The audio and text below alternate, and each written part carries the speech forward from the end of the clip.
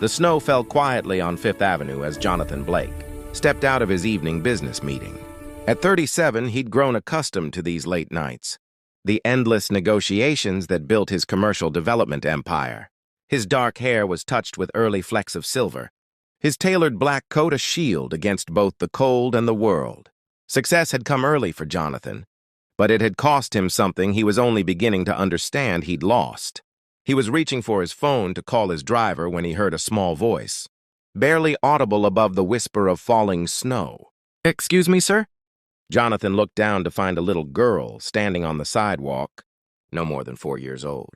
She had reddish-blonde curls escaping from beneath a worn knit cap, her cheeks pink from the cold. She wore a puffy beige coat that had seen better days, a red dress visible beneath it, and small boots that were slightly too large. A green backpack hung from her tiny shoulders, and her blue eyes were wide with an emotion Jonathan recognized immediately as fear. "Are you lost, sweetheart?" he asked, crouching down to her level. The sidewalk was cold beneath his knees, dampness seeping through his expensive trousers, but he didn't notice.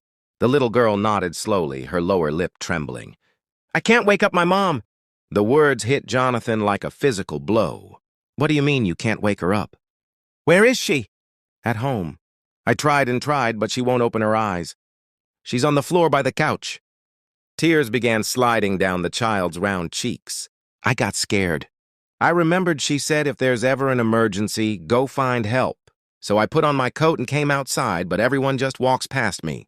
Jonathan's mind raced, years of executive decision-making kicking into focus. "What's your name, honey?"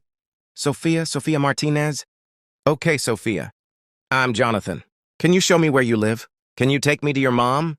The little girl nodded, reaching up to take his hand with a trust that made Jonathan's chest tighten.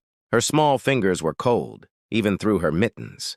She led him down the street around a corner, and into a neighborhood that grew progressively shabbier. The elegant storefronts gave way to older buildings, some with broken windows, others with sagging steps. They stopped in front of a narrow brownstone that had been divided into apartments. Sophia pulled a key on a string from inside her coat, her fingers fumbling with the lock. Jonathan helped her, his hands steady despite the fear coursing through him. They climbed 2 flights of stairs, the wallpaper peeling, the carpet threadbare. Sophia's apartment was tiny, maybe 500 square feet total. But it was clean, Jonathan noticed, decorated with obvious care. Children's drawings covered one wall, held up with colorful tape. A small Christmas tree sat in the corner, handmade ornaments hanging from its branches. And there, just as Sophia had said, a woman lay motionless on the floor beside the couch. Jonathan rushed to her side, his fingers finding her neck, searching for a pulse. It was there, faint but steady. The woman was young, maybe 30, with light brown hair pulled back in a braid. Even unconscious, Jonathan could see the delicate features, the exhaustion etched into her face. Her skin was pale, too pale, and when he touched her forehead, it burned with fever. "Sophia, I need to call for help, okay?" Jonathan pulled out his phone, dialing 911 with shaking fingers. As he relayed the address to the dispatcher, he noticed the details of the room. A stack of medical bills on the small table, all marked "past due" in red. An empty prescription bottle on the counter. A calendar on the wall with shift schedules written in careful handwriting, double shifts marked in red. The paramedics arrived within minutes. Jonathan stood back, holding Sophia, who had buried her face in his coat. The little girl was trembling now, silent tears soaking through the expensive fabric. He rubbed her back gently, whispering reassurances he wasn't sure he believed. "Is she diabetic?" one of the paramedics asked, checking the woman's vital signs. "I don't know," Jonathan admitted. "I just found her." "Found her? Are you family?" "No, her daughter came to get me."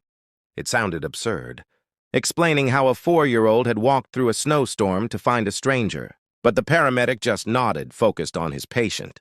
They loaded the woman, Sophia's mother, onto a stretcher. "We're taking her to St. Mary's," the lead paramedic told Jonathan. "She's in diabetic shock. Looks like she's been sick and couldn't keep her medication down. She's lucky the little one knew to get help."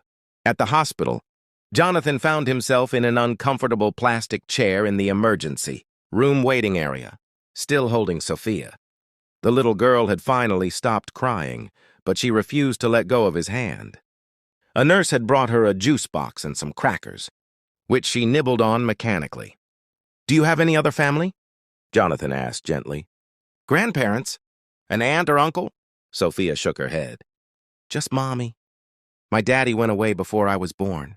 Mommy says he wasn't ready to be a daddy." Jonathan felt something crack open inside his chest. This child, this brave little girl who'd walked into the snow to save her mother, was completely alone in the world except for the woman fighting for her life. Behind those emergency room doors, a social worker appeared, a tired-looking woman with kind eyes and a clipboard. "I'm Mrs. Patterson," she said softly. "Sophia, honey, can you tell me what happened tonight?" As Sophia recounted the story in her small, halting voice, Jonathan learned more. Her mother, Rebecca Martinez, worked as a night nurse at a care facility across town. She'd been battling the flu for days but couldn't afford to miss work. This evening, after coming home from a double shift, she'd collapsed. Sophia had tried everything she could think of, had even brought her mother water and the phone, but Rebecca hadn't woken up. "I'll need to place Sophia in temporary foster care until her mother recovers," Mrs. Patterson said quietly to Jonathan. "There's no other family and—" "No." The word came out more forcefully than Jonathan intended. He softened his tone. "I mean, isn't there another option? I'll stay with her. Or she could come with me. You can't just send her off with strangers right now." Mrs. Patterson's eyebrows rose. "Mr. Blake, I appreciate your concern, but we have procedures." "You're not family. You're not even an acquaintance. The state has protocols for situations like this.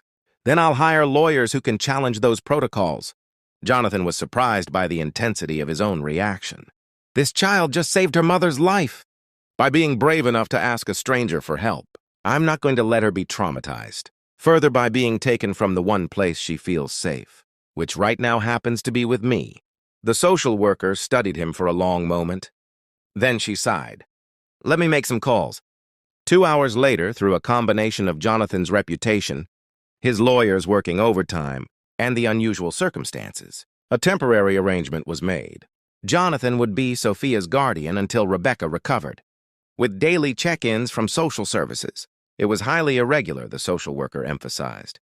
But given that it was now nearly midnight and Sophia had been through enough trauma for one night, they'd make an exception. "Can we see my mommy first?" Sophia asked, her small voice breaking the tension. They were allowed into Rebecca's room for a few minutes. She was awake now, though barely, hooked up to IVs and monitors. When she saw Sophia, tears streamed down her face.